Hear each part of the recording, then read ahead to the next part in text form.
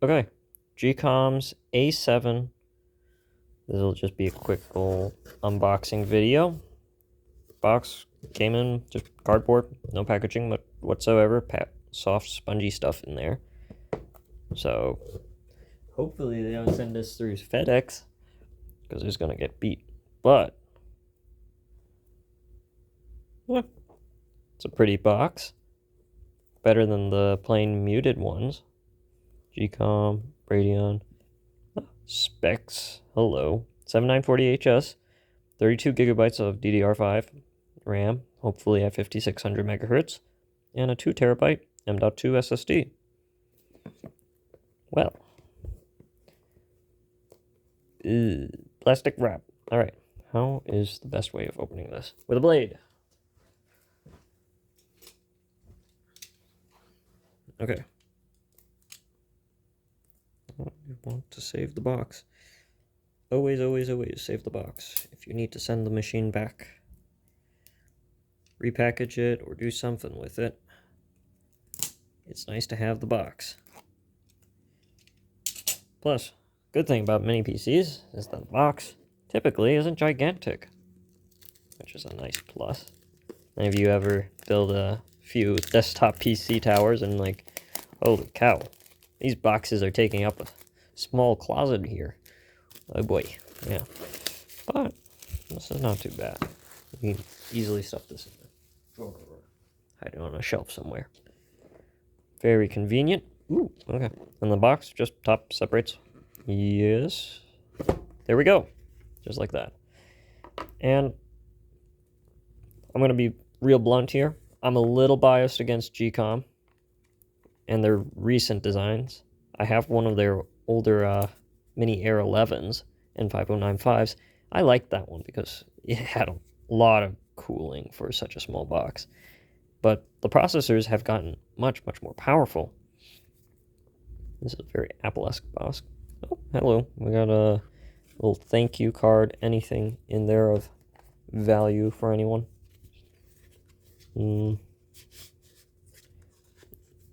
No? It's just a conventional thank you. History. Geekom was founded in 2003. 18 years. Oh boy.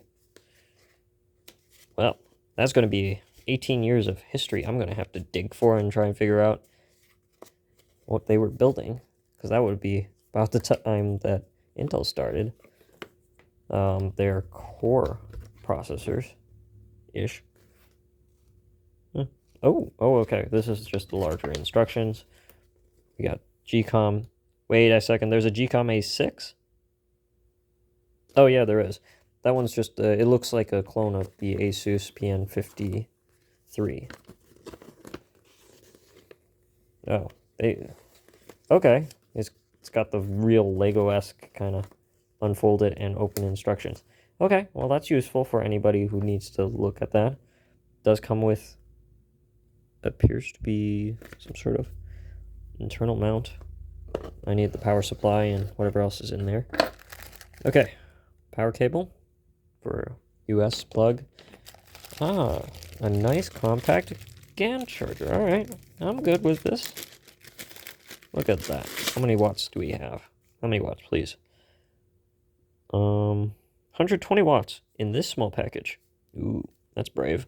Standard 5.5, 2.5 millimeter barrel jack. Okay, so this is, what is it again? 19 volts? Yep, 19 volts, 100 to 240 volt input. So this is good in the US and outside of the US. It's a very compact box. Yeah. I'm used to this being at least double the size, so this is good. This is good. It's a small compact power supply for a small compact box. That's proportional. That's how it should be. All right. Power supply is good. What is this? This is the HDMI cable. You get a decent length. No VESA mount brackets, but I think I'm kind of getting used to that. I'm not VESA mounting much of anything anymore because, well, I don't have an infinite number of monitors to throw at things. And VESA mounting TVs is not exactly the most easiest thing. So, That's pretty alright. You got the power supply, you got the HDMI cable, the essentials. Repackage everything, keep it all organized. And I'll enjoy... I don't need to read this. So, thoughts on the Geekom A7. That's what's inside the box. Big whoop. That's alright. And then you get some nice plastic wrap here. What do we got? We got 2 USB-C ports on the rear, 2 HDMI ports, 2.5 gigabit Ethernet. Bit hard to see with the plastic wrap on there. Ooh. Careful. Hey. I'm not delicate. Shame on me.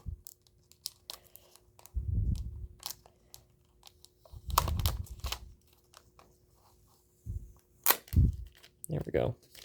Get that out of there. There are 2 holes on there for a vesa mount bracket, so that's not provided. So it'll be relied on mostly for 3D printing enthusiasts to make that. If we're lucky, that model might already be out there online, because the A7 has been around for at least a few months. More than a few months now. Okay. And it's a very compact box. Yeah. I have to give Geekom some credit here, because it's not easy making something so small.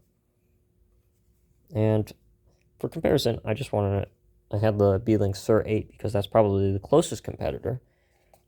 8845HS processor. It's got a very similar silver box to the A7. And I haven't had any issues with the SerMumble. And here we can see like the first major difference. There are vents on the side of the A7, not on the SerMumble. The rear I/O, Geekom does have the extra USB-C. I think these are both, yeah. Oh wait, nope. One of these is a USB 4 40 gigabyte per second port, and the other one is just a USB-C 10 gigabit port. So there's actually a little bit more rear I/O going on with the SerMumble, which would make sense because there's more space. Geekom does have the SD card reader.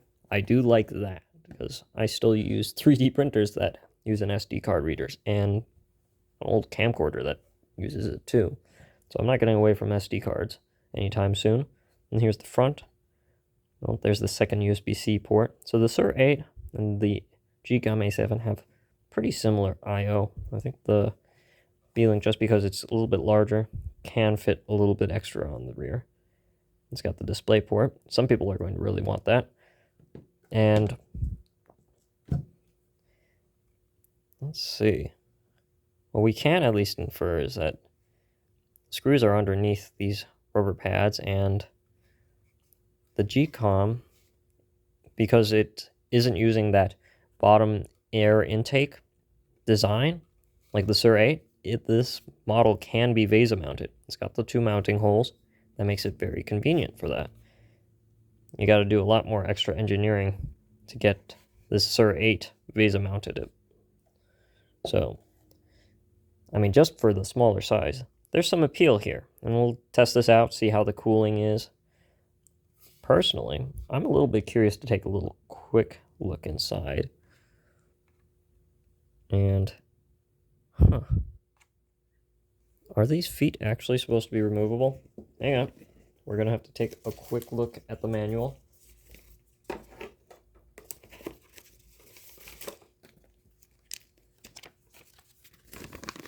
How do they want us to open this?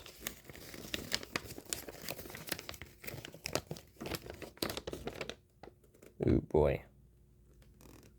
Like that. Huh. I really do have to remove those rubber feet, but it's not exactly clear on how we should do that, which means I have to get creative. Oh, that's fun.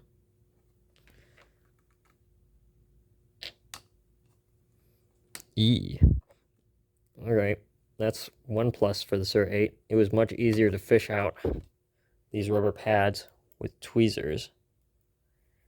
So, and Beelink could, or Geekom could use one of those pull tabs to help remove the bottom case. Makes it look like a real clean aesthetic, but good grief, how am I supposed to realistically quickly get this pad off. Oh, there we go. I really have to dig my nail in there.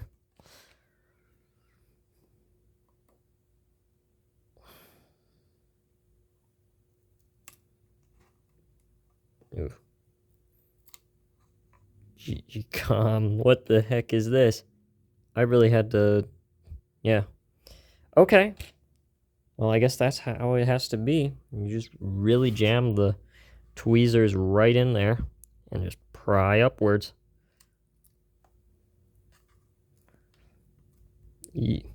Okay. Now, if I do this too many times, I will lose adhesion to these little pads. That won't be fun. And there isn't any replaceable feet for the future. What's here is here. I got double-sided Scotch tape. That might work in a pinch, but it's not ideal. All right. Let's see, I'm using a pH 0. Grit feels about decent. Okay, that's 1, 2, 3, 4. Okay. No. Oh, okay, the plate just comes off like, ooh, like that. And they've attached their antenna directly underneath. That's a tiny, tiny antenna pad. Just gotta take a look at that. That's a really small antenna pad. Okay. I have some aftermarket antennas. This is what you could buy on Amazon for like $5 to $7. This is much bigger than this little tiny pad. Big difference. And that surface area does contribute to some signal strength. So if you have any issues with your antennas, you may need a bigger antenna. All right. Can I take a look at... Ew. All right. 1, 2, 3, 4. 4 more screws over here. We can zoom ourselves in. And perhaps one of the big things that I don't particularly like about the Geekom A7 is that there's no airflow here. They've put a giant plastic pad here rather than a 40mm fan or a 2.5-inch drive mount, something. It's so small, you really don't get much inside the box. All right. Now, I do have a 5-volt fan that I'm going to essentially just convert into a USB fan and create a 3D printed mounted bracket and test a few little upgrades for the A7 because I know it's not a perfect machine out of the box. I'm going to go ahead and test it, see how the RAM performs, see how much is really missing if the RAM and Gen 4 SSD are not getting airflow.